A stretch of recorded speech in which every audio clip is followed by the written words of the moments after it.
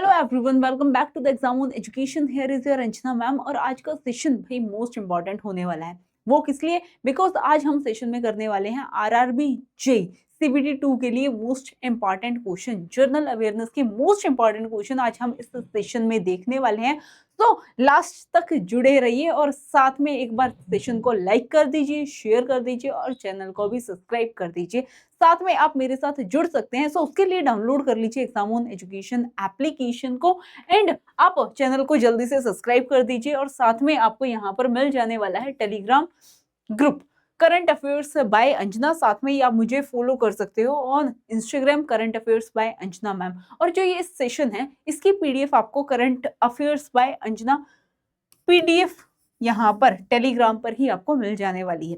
तो अब बढ़ते हैं अपने क्वेश्चन की ओर। सो क्वेश्चन फर्स्ट हमारी स्क्रीन पर दिया हुआ है और इसके आंसर आप मुझे कमेंट सेक्शन में बताने वाले हैं और साथ में ही बताने वाले हैं आपका कितना स्कोर रहा है। सो फर्स्ट क्वेश्चन देख लेते हैं। Which article of the Indian constitution ensures that the doctrine of res judicata is effectively applicable to the writ jurisdiction of the Supreme Court except in the case of habeas corpus. So, भारतीय संविधान का कौन सा अनुच्छेद यह सुनिश्चित करता है कि रेस जुडिकाटा का सिद्धांत सर्वोच्च न्यायालय की रिट शिकता अधिकार पर प्रभावी रूप से लागू होता है, सिवाय बंदी प्रत्यक्षीकरण, इसको हम क्या बोलते हैं, हैबियस कॉर्पस की रिट, ठीक है, के मामले में। अब इसका मतलब क्या है, सभी हम बोलेंगे हमारे पास 5 रिट है, ठीक है, हैबियस कॉर्पस है, सर्सुराई है, मैंडेमस है, को वारंटो है एंड प्रोहिबिशन है, ठीक है। सो ये हमारे पास 5 रिट हमें देखने को मिल जाएंगी, बट ये किस पे लागू नहीं होता है, हैबियस कॉर्पस पे ये लागू नहीं होता है। सो आर्टिकल कौन सा है, ऑप्शन देख लेते हैं। First is the article 32, second is the 136 article and C is the अनुच्छेद 141 and D is the 226 article. अब हैबियस कॉर्पस या रिट की बात की गई है, तो रिट कहां पर मेंशन है? सो रिट की हम बात करें तो ये कहां पर है, ये है आर्टिकल 32 और इसमें क्या है, इसमें मेंशन है right to constitutional remedies, right to constitutional remedies हमें देखने को मिलेगा, ठीक है। अब यहाँ पर एक चीज वो बात की गई है वो हमें देखने को मिलेगी, वो क्या है, रेस जुडिकाटा। रेस जुडिकाटा का मतलब क्या है, इफ सुप्रीम कोर्ट ने कोई जजमेंट दी है, ठीक है, सो हम देखेंगे उसके साथ साथ जो अदर हाई कोर्ट्स हैं वो भी उस जुरिडिक्शन को मानती हैं, वो बताती हैं कि सुप्रीम कोर्ट ने XYZ केस में ये अपनी स्टेटमेंट दी थी, ठीक है। सो आंसर क्या होने वाला है, आर्टिकल 32 हमें देखने को मिल जाएगा। क्लियर है? तो answer is the article 32। Clear है? चलिए नेक्स्ट क्वेश्चन पर बढ़ते हैं। नेक्स्ट क्वेश्चन हमारी स्क्रीन पर दिया गया है, वो है which among the following is empowered to establish an interstate council under the provision of the Indian Constitution? भारतीय संविधान के प्रावधानों के तहत अंतर राज्यीय परिषद स्थापित करने के लिए निम्न में से कौन सा अधिकृत है? First is the parliament, second is the president of India, C is the prime minister and D is the chief justice of India. अब जल्दी से मुझे आंसर बता दीजिए, यहाँ पर किसकी बात की गई है? यहाँ पर बात की जा रही है वो है इंटरस्टेट काउंसिल। इंटरस्टेट काउंसिल को अब कौन एस्टेब्लिश करता है, किसके पास पावर है, किसके पास पावर है, जल्दी से मुझे बताइए। सो आंसर हमें क्या देखने को मिलेगा, वो है प्रेसिडेंट ऑफ इंडिया, ठीक है।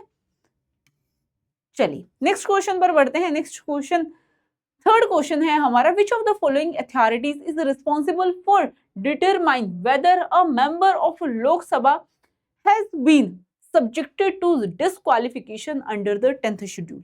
अब हमें पता है हमारे पास जो हमारा इंडियन कॉन्स्टिट्यूशन है उसमें 12 शेड्यूल है, ठीक है, और 12th में से हम बात करते हैं 10th शेड्यूल के बारे में, उसमें किस चीज की प्रोविजन लिखी हुई है, एंटी डिफेक्शन, ठीक है। सो निम्न में से कौन सा प्राधिकारी यह तय करने के लिए जिम्मेदार है जो लोकसभा का कोई सदस्य 10वीं अनुसूची के तहत अयोग्य के अधीन हो गया है या नहीं? अब कोई एमपी है, ठीक है, मैंने बोला कि कोई एमपी है, तो अब वो क्या हो गया है, एंटी डिफेक्शन का उसका केस लग गया है, ठीक है। सो इसको कौन बताता है और किसकी बात की जा रही है, इन लोकसभा, यहाँ पर क्वेश्चन में लिखा हुआ है कि लोकसभा में कि कोई भी एमपी है उस पर क्या लगा है, 10th शेड्यूल के अंदर एंटी डिफेक्शन। तो ऑप्शन देख लेते हैं। First option is the president of India, second is the election commission of India, C is the speaker of Lok Sabha and D option is supreme court of India. अब मुझे जल्दी से आंसर दे दीजिए, क्या आंसर होने वाला है इसका। सो लोकसभा की बात की जा रही है और एंटी डिफेक्शन कौन डिसाइड करता है, ये डिसाइड करता है हमारा स्पीकर, ठीक है, स्पीकर ऑफ लोकसभा ये डिसाइड करता है। तो आंसर क्या रहेगा, answer C is the correct one. चलिए नेक्स्ट क्वेश्चन अब हमारे स्क्रीन पर है, वो है under which condition can the president of India declare a national emergency under article 352 on the ground of armed rebellion. अब देखो 3 ग्राउंड्स दिए गए हैं, ठीक है, उन ग्राउंड्स के बेसिस पर जो नेशनल इमरजेंसी है वो लग सकती है। अब मैं इमरजेंसी की यहाँ पर बात कर रही हूँ, तो हमारे पास सिर्फ 3 टाइप की इमरजेंसी है, ठीक है। If I am talking about the emergency, first is the national emergency. Emergency के लिए मैं सिर्फ ई लिख रही हूँ, ठीक है, होपफुली आप समझ जाओगे, ठीक है। सेकंड हमें देखने को मिलेगा, second is the state emergency, और स्टेट इमरजेंसी को ही हम क्या बोलते हैं, इसी को ही हम बोलते हैं प्रेसिडेंट रूल, प्रेसिडेंट रूल, ये आपने सुना भी होगा, ठीक है। और थर्ड क्या है, ये है फाइनेंशियल इमरजेंसी, ठीक है। फाइनेंशियल इमरजेंसी अब तक लगी नहीं है, मे बी आपने ना सुनी हो, बट ये हमारे पास 3 टाइप की इमरजेंसी है। तो चलिए अब हम इनकी आर्टिकल की बात कर लेते हैं। If I am talking about the article of the national emergency, so ये हमें देखने को मिल जाएगा आर्टिकल 352। 352 डील करता है नेशनल इमरजेंसी के साथ। Now we are talking about the president rule, इसके लिए हमें 2 आर्टिकल देखने को मिल जाएंगे। First is the 356 and second is the 365, ठीक है। सो 2 ग्राउंड्स पे ये लग सकती है, सो ये हमें देखने को मिल जाएगा। So now we are talking about the financial emergency जो आज तक नहीं लगी है। सो आर्टिकल क्या होने वाला है, आर्टिकल 360, ठीक है। अब ये याद रखना 370 किससे रिलेटेड था, स्पेशल स्टेटस जिसको किसको दिया गया था, जम्मू एंड कश्मीर को, बट यहाँ पे बात हो रही है 360 की, ठीक है। सो अब देख लेते हैं on the oral advice of prime minister. अब प्राइम मिनिस्टर है वो अपनी ओरल एडवाइस दे दे, ठीक है। अब देखिए नेशनल इमरजेंसी की बात हुई है, सो आपको एक टाइम याद होगा इंदिरा गांधी ने भी एक इमरजेंसी लगाई थी, ठीक है। सो उसके बाद जो प्रोविजन है related to the national emergency उनको चेंज कर दिया गया था। So only after receiving a written recommendation from the cabinet, C is the with the prior approval of the supreme court and D is the with a dynamic resolution passed by the simple majority of Lok Sabha. अब देखिए यहाँ पर simple majority की बात चल रही है, ठीक है। और हमने देखा था कि जो इंदिरा गांधी ने जो इमरजेंसी लगाई थी उसमें बहुत सीवियर कंडीशन हो गई थी, तो ये तो आंसर नहीं है, ठीक है। और साथ में ओरल एडवाइस तो नहीं मानी जाएगी, ठीक है। अब हमारे पास 2 ऑप्शन बचते हैं, ठीक है। अब सुप्रीम कोर्ट को हमें बीच में लाने की रिक्वायरमेंट नहीं है। सो अब ये क्या है, यहाँ पर जो रिटर्न रिकमेंडेशन आएगी कैबिनेट जब रिटर्न में देगी ना कि हाँ इमरजेंसी लगा दो, क्योंकि इससे क्या होती है, रिस्पॉन्सिबिलिटी बढ़ती है कैबिनेट की, ठीक है, कि उन्होंने रिटर्न में दिया है। सो देन प्रेसिडेंट जो इमरजेंसी है उसको डिक्लेयर करेगा अंडर आर्टिकल 352। चलिए नेक्स्ट क्वेश्चन पर बढ़ते हैं। नेक्स्ट क्वेश्चन हमें देखने को मिल जाएगा ज्योग्राफी से। अब ओशन करंट के बारे में पूछा गया है। विच of the following ocean current is a cold current located in the Atlantic ocean. अब यहाँ पर जो पूछा गया है, अब हमें पता है जो ओशन करंट है वो 2 टाइप के होते हैं, एक कोल्ड करंट होता है, दूसरा वार्म करंट होता है। सो यहाँ पर पूछा गया है कोल्ड करंट इनमें से कौन सा है। First is the Gulf Stream, second is the Kuroshio current, C is the Benguela current and D is the Agulhas current. So जल्दी से आप मुझे आंसर बता दीजिए। यहाँ पर बात की गई है कोल्ड करंट के बारे में, तो चलिए एक बार मैं आपको मैप दिखा देती हूँ जहां पर आपको सभी करंट भी दिख जाएंगे और आपको पता भी लग जाएगा कौन सा वार्म है और कौन सा कोल्ड है। सो ये आपको पिक्चर देखने को मिल रही है, इसमें क्या है, ये जितनी भी एरो शो हो रही है दीज आर द करंट। ये क्या है, हम देखते हैं जो वाटर है, जो हवाएं चलती हैं, ठीक है, हवाएं कैसे चलती हैं, high pressure to low pressure, मैं बोल रही हूँ यहाँ पर लो प्रेशर है, यहाँ पर हाई प्रेशर है, सो हाई प्रेशर से लो प्रेशर की तरफ हवाएं चलती हैं। अब ऐसे ही कोल्ड करंट की बात चल रही है, कोल्ड एंड वार्म करंट की बात चल रही है। सो जो रेड कलर में आपको जो ये पोर्शन दिख रहे हैं, सो ये बेसिकली हमारे वार्म करंट है, और जो ब्लू लाइनिंग यहाँ पर आपको दिख रही है, ब्लू एरो शो हो रहे हैं, सो ये हमें देखने को मिल जाएंगे कोल्ड करंट, और इनकी डायरेक्शन भी आप देख सकते हो, ठीक है। अब हम देखते हैं, ये ऊपर क्या है, लैब्राडोर करंट है, ठीक है। साथ में हम जो अटलांटिक ओशन है, यहाँ पर हमें गल्फ करंट देखने को मिल जाएगा। सो गल्फ करंट बेसिकली क्या है, ये वार्म करंट है। सो यहाँ पे कैनरे करंट देखने को मिल जाएगा अफ्रीका के इधर। सो ये क्या है, ये कोल्ड करंट है। सो अब सोमाली करंट भी यहाँ पर देखने को मिल जाएगा। इंडियन ओशन में अगुलास करंट जो कि हम बोलेंगे वार्म करंट है। ऐसे ही अटलांटिक ओशन में यहाँ पर देखो जो ये वाली लोकेशन है, ठीक है। सो जो ये वाली लोकेशन है, यहाँ पर आपको क्या देखने को मिल रहा है, बेंगुइला करंट, ठीक है। और ये कैसा है, ये इस डायरेक्शन में आपको देखने को मिल रहा है, ये क्लॉकवाइज डायरेक्शन में है, ठीक है। सो इसको हम क्या बोलेंगे, this is the cold current. So answer अब आपको मिल ही चुका है, ठीक है। इधर आपको पेरू करंट देखने को मिल जाएगा, इधर आपको ये क्या है, ऑस्ट्रेलिया के पास ईस्ट ऑस्ट्रेलियन करंट, ठीक है।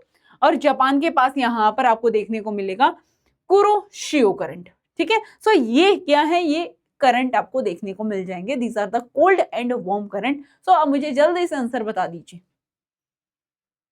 आंसर क्या होने वाला है।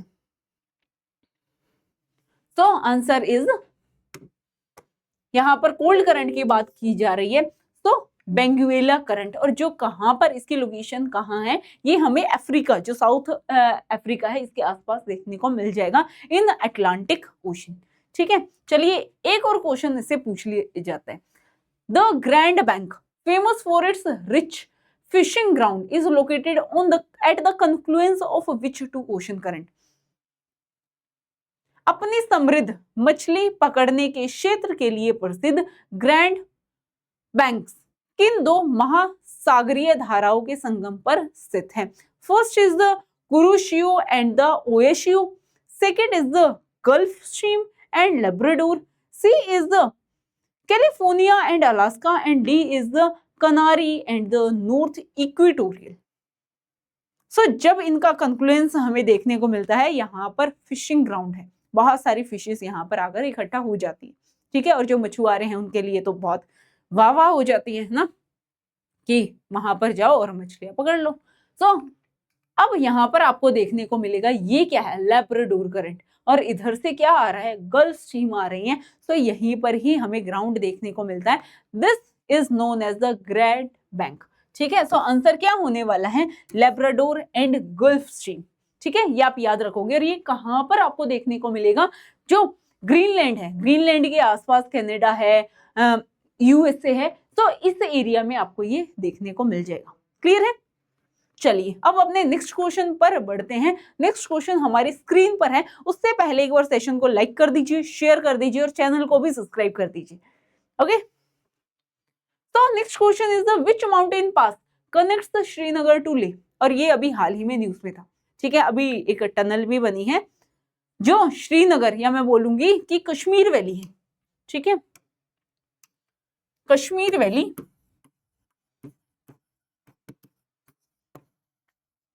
एंड जो लद्दाख है, इससे कनेक्ट करती है। पहले क्या था, पहले घूम फिर के जाना पड़ता था, हम बोल रहे हैं कि ऐसे घूम फिर के जाना पड़ रहा है, ठीक है। और यहाँ पे 2 से 3 घंटे लग जाते थे। अब क्या है, अब एक टनल बना दी गई है, ठीक है, टनल बना दी गई है डायरेक्ट। सो इससे सिर्फ 15 मिनट का ये रास्ता बन जाता है। और इस टनल का नाम क्या है, जोजिला, ठीक है। सो ऑप्शन देख लेते हैं। Shipkila, first is the Shipkila, second is the Jelepla, C is the Nathula and D is the Zojila. तो अब मैंने ये आपको एक करंट अफेयर्स की भी इंफॉर्मेशन दे दी है। तो यहाँ पर आपको क्या देखने को मिलेगा, ये टनल क्या है, दिस इज द जोजिला, ठीक है। सो आंसर भी हमारा क्या होने वाला है, आंसर जोजिला। क्लियर है।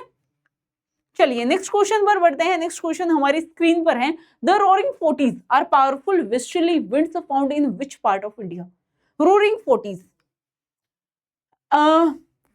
गर्ज हम बोलेंगे, गरजती चालीसा हम इसको हिंदी में बोल देते हैं, पृथ्वी के किस भाग पर पाई जाती है, ठीक है। और ये हम बोलेंगे कि ये बहुत ज्यादा शक्तिशाली पछुआ हवाएं हैं।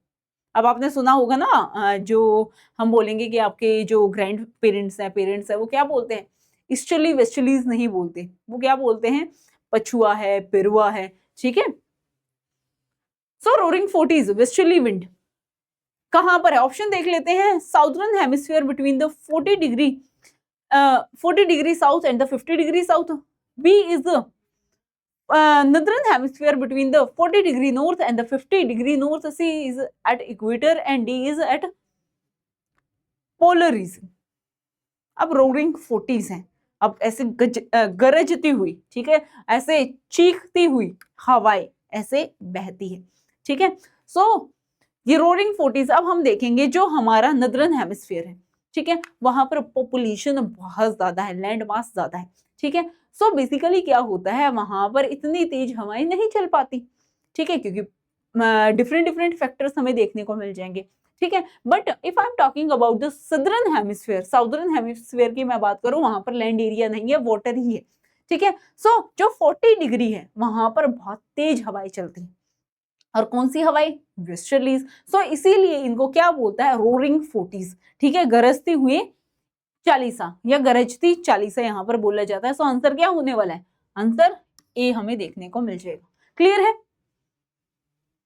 एक बार मजा आ रहा हो तो सेशन को लाइक कर दीजिए, शेयर कर दीजिए, बिकॉज आगे ऐसे ही बहुत बढ़िया बढ़िया लेवल के आपको क्वेश्चन मिल जाने वाले हैं जो आपके एग्जाम के लिए बहुत ज्यादा रेलिवेंट है, ठीक है। चलिए नेक्स्ट क्वेश्चन पर आते हैं। विच of the following layer of the atmosphere contain the ozone layer. अब वायुमंडल में निम्न में से किस परत पर ओजोन परत पाई जाती है। First is the troposphere, second is mesosphere, third is the stratosphere and D is the thermosphere.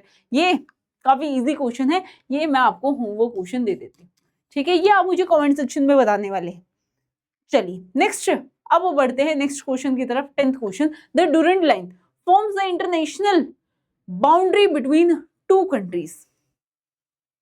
Durand रेखा किन दो देशों के बीच अंतरराष्ट्रीय सीमा बनाती है। India, China, Pakistan and Afghanistan, Indian Pakistan, Afghanistan and Iran. अब जो क्वेश्चन है, ठीक है, क्वेश्चन सेम रहेगा एंड ऑप्शन को हम बदल देते हैं। सो यहाँ पर पाकिस्तान एंड अफगानिस्तान है, ठीक है। सो आंसर में जो आपको ऑप्शन में आपको देखने को मिल जाएगा, इंडिया एंड अफगानिस्तान भी हो सकती है, बिकॉज जो पाकिस्तान देश है वो बाद में बना है, 1947 में बना है। सो इसीलिए ये क्या था, इंडिया और पाकिस्तान के बीच में क्या थी, डूरेंट लाइन थी, बट अब क्या है, ये पाकिस्तान है यहाँ पर, ठीक है। और मैकमोहन लाइन कहां पर है, मैकमोहन लाइन,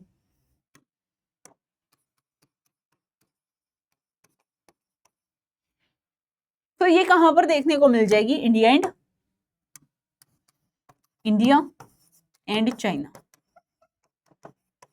और डूरेंट लाइन कहां पर है, पाकिस्तान एंड अफगानिस्तान, ठीक है। और रेड क्लिफ ये हमें देखने को मिल जाएगी, इंडिया एंड पाकिस्तान, ठीक है। चलिए नेक्स्ट देख लेते हैं। नेक्स्ट क्वेश्चन है, when the RBI reserve bank of India increases the cash reserve ratio, what is the immediate impact on the banking system. अब जब आरबीआई है, आरबीआई की मॉनेटरी पॉलिसी हमने बहुत बार बात कर ली है इस पे, ठीक है, वो जो रेट्स हैं, ठीक है, उनको चेंज करती है, या फिर रेपो रेट को चेंज करती है, रिवर्स रेपो रेट को चेंज करती है, एसएलआर है, सीआरआर है, बहुत सारी ऐसी चीजें देखने को मिल जाएंगी जिसको कौन रेगुलेट करती है, आरबीआई, ठीक है। सो अब यहाँ पर बात की जा रही है कि जो कैश रिजर्व रेशियो है, ठीक है, कैश रिजर्व रेशियो है, इफ इसको बढ़ा दिया जाए, ठीक है, तो क्या इफेक्ट होगा।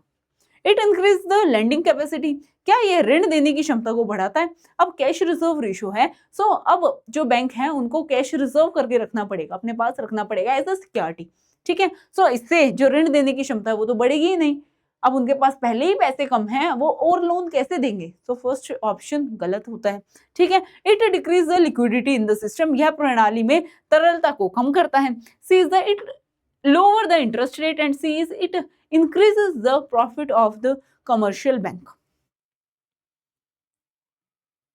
जल्दी से मुझे बताइए क्या आंसर होने वाला है। सो इससे क्या होता है, लिक्विडिटी का मतलब होता है पैसे, ठीक है। अब जो पैसा है, पहले वो लोन दे रहे थे, अब वो क्या करना पड़ेगा, वो उनको अपने पास रखना पड़ेगा बैंक को, ठीक है, जिससे कि जो पैसा है मार्केट में या सिस्टम में वो अब कम हो जाएगा, ठीक है। It decreases the liquidity in the system, ठीक है। चलिए नेक्स्ट क्वेश्चन पर बढ़ते हैं। नेक्स्ट क्वेश्चन हमारी स्क्रीन पर है। What is given good? अब गिवन वस्तु है, गिवन गुड क्या होता है? First is a good which for which demand increases as its price increases. अब जब इनकी कीमतें बढ़ती है ना, तब इनकी डिमांड भी बढ़ने लग जाती है, ठीक है। Second is a luxury good with no substitute, बिना किसी विकल्प के एक लग्जरी वस्तु। C is a good whose demand fall when income decreases, एक वह वस्तु जिसकी मांग आय कम होने पर घट जाती है, ठीक है। आपकी इनकम कम हो गई है, मतलब किसी पर्सन की एक इनकम कम हो गई है, सो उसकी डिमांड भी कम हो जाएगी, ठीक है। D is a good with a perfectly elastic supply, पूरी तरह से लोचदार आपूर्ति वाली वस्तु। सो ग्रिफिन गुड्स के बारे में यहाँ पर बात की गई है। अब मैं बोल रही हूँ कि मर्सिडीज है, ठीक है, या मैंने बोला कि कोई और स्पोर्ट्स कार है, उसके अब प्राइसेस इंक्रीज हो गए हैं।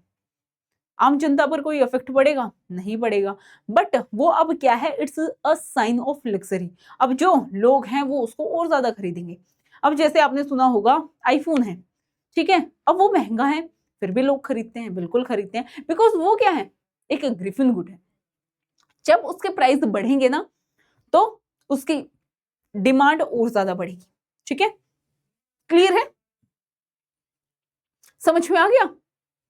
सो ये क्या है, it's a sign of luxury. ये ऐसे गुड हैं जो लग्जरी को दिखाते हैं, ठीक है, और इनको हम क्या बोल देते हैं इकोनॉमिक्स के टर्म में, these are the given goods, ठीक है। सो आंसर क्या होगा, ए। जब इनके प्राइसेस बढ़ते हैं सो इनकी डिमांड भी बढ़ने लगती है, ठीक है। चलिए अब आप मेरे साथ कनेक्ट हो सकते हो, सो उसके लिए डाउनलोड कर लीजिए एग्जाम ऑन एजुकेशन एप्लीकेशन को, ठीक है। सो आपको एप्लीकेशन के अंदर बहुत सारा स्टडी मटेरियल भी मिल जाने वाला है और साथ में आपको यहाँ पर मिल जाने वाले हैं कोर्सेज, ठीक है। सो कोर्सेज में आप if you are preparing for different exam, so यहाँ पर आपको मिल जाने वाला है फॉर CIL सिविल इंजीनियरिंग के लिए कार्बन बैच, ठीक है। सो DBPs भी मिलने वाली है। DBPs क्या होती हैं, डेली प्रैक्टिस पेपर, ठीक है। अब थ्योरी क्लासेस चल रही हैं, अब थ्योरी क्लासेस हर कोई प्रोवाइड करता है आपको, बट एग्जाम ओन में डिफरेंस क्या है, वो है DBPs, ठीक है। आपको कहीं पर डेली प्रैक्टिस सेट कहीं पर नहीं मिलेंगे और वो भी अच्छे लेवल के क्वेश्चन, ठीक है। मल्टीपल आपको बहुत सारे सेशन भी मिल जाएंगे जहां पर आपकी प्रैक्टिस सेशन हो रही है, प्लस आपको क्वेश्चन भी प्रोवाइड किए जाएंगे जिससे कि जो आपकी लर्निंग है वो एक एडवांस लेवल पर पहुंच जाएगी, ठीक है। और हम बोलते हैं कि सक्सेस है, ठीक है, सिलेक्शन के लिए सबसे ज्यादा इंपॉर्टेंट क्या होता है, वो है rapid revision and mock test, ठीक है। सो यहाँ पर आपको सभी टेस्ट सीरीज भी मिल जाने वाली है, सिलेक्शन 5 भी मिल जाने वाली है, क्वेश्चन प्रैक्टिस भी मिल जाने वाले हैं, क्लास नोट्स और साथ में जो लाइव क्लासेस हैं और पर्सनल मेंटरशिप भी मिलने वाली है। So if you are a civil engineer, so जल्दी से एनरोल कर लीजिए कार्बन बैच में। And if you are looking for the mechanical engineering, so आपको यहाँ पर मिल जाने वाला है carbon 2.0 batch. And if you are looking for the paper 1, ठीक है, सिर्फ आप जो GK GS हैं या फिर मैं बोलूँ पेपर 1 के लिए प्रिपेयर कर रहे हो, सो आपको यहाँ पर बैच मिल जाने वाला है। बिकॉज जो मेरे स्टूडेंट हैं वो इलेक्ट्रिकल के भी हैं, ठीक है, CS के भी है, डिफरेंट हम देखेंगे कि ब्रांचेस से हैं, सो उनके लिए स्पेशल यहाँ पर मिल जाने वाला है डायमंड बैच। सो जल्दी से एनरोल कर लीजिए, साथ में आप मेरा कूपन कोड यूज कर सकते हो EE101, जहां पर आपको फ्लैट डिस्काउंट मिल जाने वाला है। सो जल्दी से एनरोल कर लीजिए और अपनी प्रिपरेशन आज से ही स्टार्ट कर लीजिए। ओके, चलिए अब बढ़ते हैं अपनी क्वेश्चन की ओर। नेक्स्ट क्वेश्चन हमारी स्क्रीन पर दिया गया है, which body in India estimates the GDP। अब GDP आपने सुना होगा, ठीक है, न्यूज में हमें देखने को मिलता है। अब ये GDP को एस्टिमेट कौन करता है? GDP का मतलब क्या है, ग्रोथ डोमेस्टिक प्रोडक्ट। चलिए ऑप्शन देख लेते हैं। First is the NITI Aayog, second is the reserve bank of India, C is the national statistical office NSO and D is the ministry of finance. अब ये आप मुझे जल्दी से बता दीजिए। क्या आंसर होने वाला है? जीडीपी को कौन कैलकुलेट करता है? हाँ जी, क्या आंसर होने वाला है? जीडीपी के लिए हमें देखने को मिलेगा, इसको कौन कैलकुलेट करता है? आंसर होगा हमारा नेशनल स्टैटिस्टिकल ऑफिस। ठीक है, क्लियर है? चलिए नेक्स्ट क्वेश्चन पर बढ़ते हैं। नेक्स्ट क्वेश्चन हमारे स्क्रीन पर है, वो है who is the permanent president of constituent assembly of India. अब भारत का जब संविधान बन रहा था वो किसने बनाया था? संविधान सभा ने बनाया था। संविधान सभा का परमानेंट अध्यक्ष कौन था? स्थायी अध्यक्ष कौन थे? First is the doctor B R Ambedkar, B is the doctor Rajendra Prasad, C is the Sachchidananda Sinha and D is the Jawaharlal Nehru. Permanent president की यहाँ पर बारे में बात की जा रही है। वो कौन थे? वो हमें देखने को मिलेंगे डॉक्टर राजेंद्र प्रसाद। ठीक है, एंड टेम्परेरी, अब यहाँ पर टेम्परेरी पूछा जाता, आंसर क्या होता? सच्चिदानंद सिन्हा। ये क्या थे? टेम्परेरी, अस्थायी थे। ठीक है, चलिए नेक्स्ट क्वेश्चन हमारी स्क्रीन पर दिया गया है, वो है eight which Buddhist council was the Buddhist faith split into the Hinayana and Mahayana sect. किस बौद्ध संगति बुद्धिस्ट काउंसिल में बुद्ध धर्म हीनयान और महायान संप्रदायों में विभाजित हो गया था? First Buddhist council, second Buddhist council, third Buddhist council या फिर फोर्थ बुद्धिस्ट काउंसिल? अब हीनयान और महायान, ठीक है, जो बुद्धिज्म है वो दो पार्ट में बट गया था। आंसर क्या होने वाला है? वो हमें देखने को मिलेगा फोर्थ बुद्धिस्ट काउंसिल। और ये काउंसिल कहां पर हुई थी? ये हमें देखने को मिलेगी कश्मीर में। ठीक है, और किस राजा के अंडर? मैं यहाँ पर साइन भी बना देती हूँ। ये क्या है? किस किंग के अंडर हुई थी? ये आपको याद रखना है। यहाँ पर किंग कौन थे? कनिष्क। ठीक है, और ये कौन से वंश से थे? कुषाण। ठीक है, चलिए नेक्स्ट क्वेश्चन पर आते हैं। नेक्स्ट क्वेश्चन हमारे स्क्रीन पर है, वो है which revolutionary leader was famously involved in the Kakori train action 1925 along with the Ram Prasad Bismil. अब काकोरी कांड याद है? अब एक ट्रेन जा रही थी, चलिए मैं आपको बता देती हूँ, यहाँ पर मैं बना भी देती हूँ। ठीक है, ये क्या है? ये हमें ट्रेन देखने को मिलेगी। ठीक है, ट्रेन जा रही थी भाई, और इसमें जो हमारे इंडियंस हैं उनको पता लग जाता है इसमें क्या है? पैसा है। ठीक है, मैं यहाँ पर ये क्या है? इसमें पैसा है, तो इसको लूट लिया जाता है। ठीक है, इसको लूट लिया जाता है, और जो भी फ्रीडम स्ट्रगल चल रही थी उसके लिए फंडिंग एलोकेट यहाँ पर हो जाती है। ठीक है, इसमें कौन इन्वॉल्व थे? राम प्रसाद बिस्मिल, और first is the Bhagat Singh, second is the Ashfaq Ullah Khan, C option हमें देखने को मिलेगा Surya Sen and D is the Udham Singh.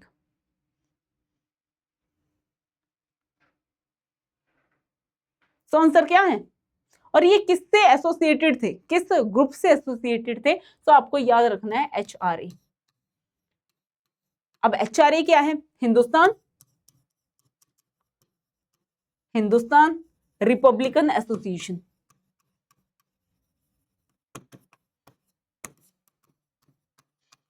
Clear है? आंसर क्या होने वाला है? राम प्रसाद बिस्मिल जी के साथ और कौन थे? अशफाक उल्ला खान भी यहाँ पर देखने को मिल जाएंगे। ठीक है, और एचआरए में और कौन थे? आजाद। ठीक है, चंद्रशेखर आजाद भी हमें देखने को मिल जाएंगे, बट वो एचआरए में थे। ठीक है, चलिए नेक्स्ट क्वेश्चन हमारी स्क्रीन पर दिया गया है, वो है what is the phenomena called where an increase in the concentration of a toxic substance occur at higher level of food chain. उस घटना को क्या कहते हैं जहां पर खाद्य श्रृंखला में उच्च स्तर पर एक जहरीले पदार्थ का संक्रता में वृद्धि होती है? ठीक है, first is the eutrophication, second is the bio accumulation, C is the bio magnification and D is the bio remediation. कौन से टर्म यहाँ पर फिट बैठ रही है? जल्दी से मुझे बताइए। आंसर क्या होगा? वो हमें देखने को मिलेगा बायो मैग्निफिकेशन। ठीक है, चलिए next question is the Meena Marta disease. अब मीना मार्टा डिजीज के बारे में काफी एग्जाम में पूछा गया है। ठीक है, आरआरबी में भी मल्टीपल टाइम्स मीना माटा डिजीज के बारे में पूछा गया, ठीक है। सो मीना माटा disease neurological syndrome is caused by the severe poisoning of which chemical element.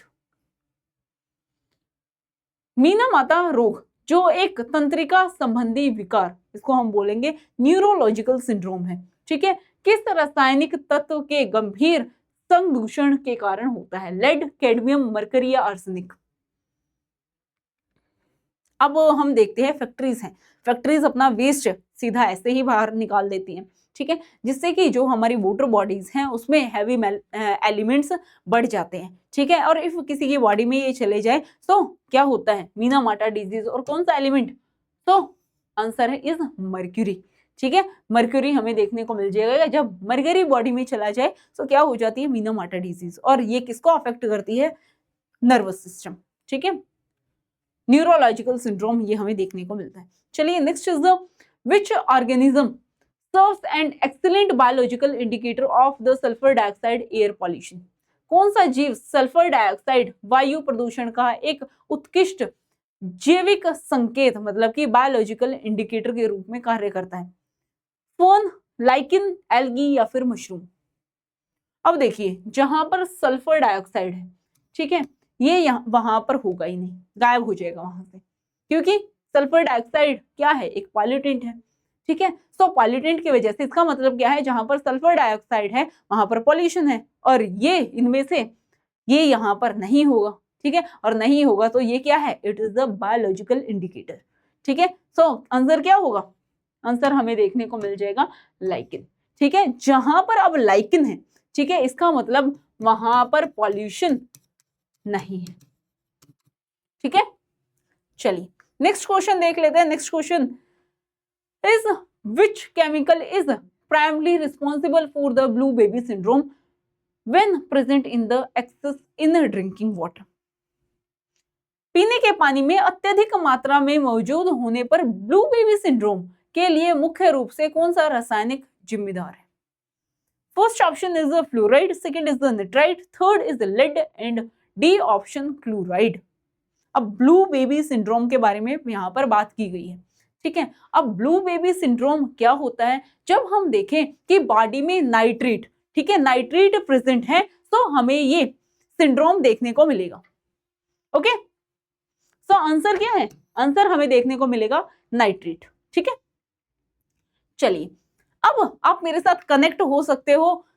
उसके लिए डाउनलोड कर लीजिए एग्जामोन एजुकेशन एप्लीकेशन को, साथ में ही यहाँ पर आपको इस सेशन की पीडीएफ भी मिल जाएगी और साथ में जो पीडीएफ है वो टेलीग्राम पर भी मिल जाने वाली है। जल्दी से एप्लीकेशन को डाउनलोड कर लीजिए और यहाँ पर आपको बैचेस भी मिल जाएंगे और आप मेरा कूपन कोड यूज कर सकते हैं, ठीक है, जहां पर आपको फ्लैट डिस्काउंट मिल जाने वाला है EE101। ओके, जल्दी से एनरोल कर लीजिए और अपनी प्रिपरेशन आज ही स्टार्ट कर दीजिए। साथ में आप मेरे साथ कनेक्ट हो सकते हो, उसके लिए यहाँ पर टेलीग्राम है करंट अफेयर्स बाय अंजना।